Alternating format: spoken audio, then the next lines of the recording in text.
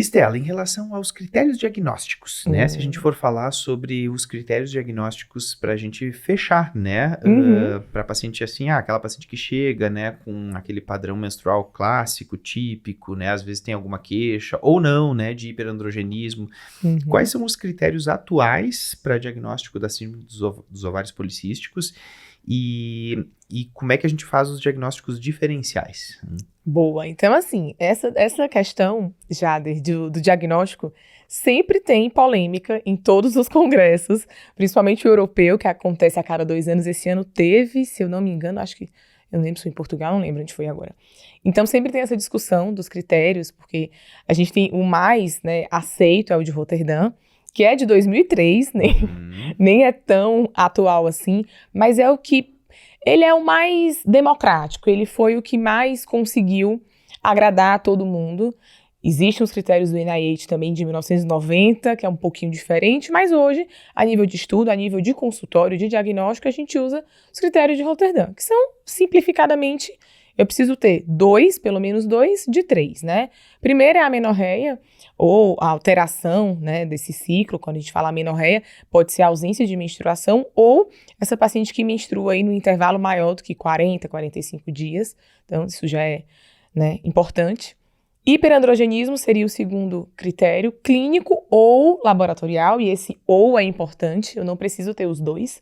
Eu posso me deparar com sinais de hiperandrogenismo clínico, seja acne, o hirsutismo é o mais importante, e também a gente tem a alopécia.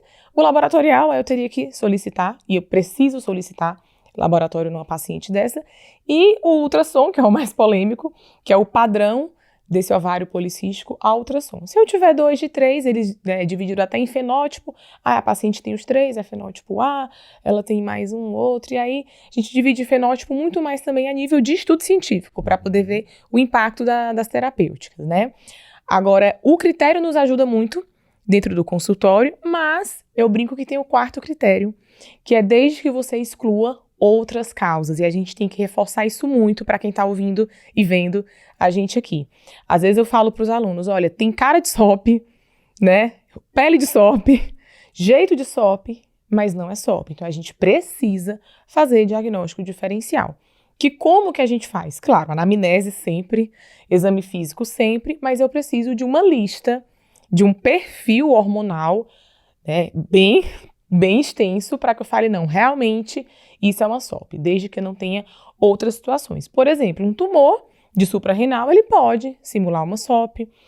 Hiperplasia adrenal congênita tardia é igual, é idêntico a uma SOP, né? Tantas outras alterações hormonais, própria hiperprolactinemia, que causa amenorreia, a paciente, enfim. Então a gente precisa estar bem ciente de que, desde que eu exclua outras causas. Perfeito, perfeito. Acho que é super importante isso, né? Porque às vezes, eu acho que quando a gente estuda medicina, né? Quando fala em hiperplasia adrenal congênita, geralmente se estuda isso na pediatria. Sim. E aí sempre se pensa naquela forma clássica, né? Que acaba genitália dando ambígua, distúrbio hidroeletrolítico, né? E a gente sabe que não, né? Que existe também a forma tardia e que somos nós, ginecologistas, que vamos acabar diagnosticando, né? Então... E a forma tardia, ela é muito parecida com a SOP, porque ela vai começar a se apresentar ali na puberdade. Então, essa menina, essa moça, começa a ter ciclos anovulatórios, irregularidade menstrual, porque por ser parcial, ela não vai ter distúrbio hidroeletrolítico. Mas aí, a dosagem da 17-hidroxiprogesterona é que vai nos guiar aí nesse diagnóstico. Perfeito, perfeito.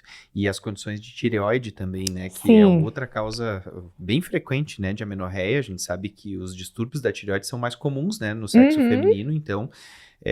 o hipotireoidismo é uma outra coisa também, né? Que às vezes... Simula tudo. Simula tudo, exatamente. Eu brinco, eu sei, isso não tem nenhum tipo de evidência, assim, de que, nossa, mas toda mulher merece uma dosagem de TSH.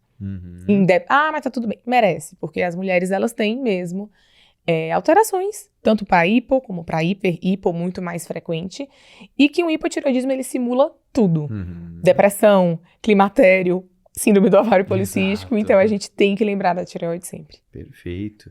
E a gente teve esse consenso, né, em 2023, que também incluiu aí o antimileriano, Sim. né, que também deu uma polêmica, na verdade. Foi, deu uma polêmica grande. Como substituição, né, do critério ultrassonográfico, né? Que assim, como a gente estava conversando, a ultrassonografia é o mais polêmico, não tem jeito, por várias questões, principalmente nas pacientes mais jovens, adolescentes, e o antimileriano também chega aí para causar polêmica. Mas a gente tem que lembrar que é um consenso europeu, é claro que a gente tende a seguir. O antimileriano é um exame caro, então quando a gente pesa ali junto com a ultrassonografia, não tem como a nível, por exemplo, aqui no Brasil de SUS, eu pedir antimileriano. Se a gente tem uma incidência de SOP aí de quase 20%, como que eu vou pedir um antimileriano para, 20% das pacientes no MENACME, para me ajudar, né, no diagnóstico? Então, eu sempre falo que a gente tem que ter um olhar crítico também, claro, o guideline é ótimo, maravilhoso, mas a gente tem que adequar a nossa realidade.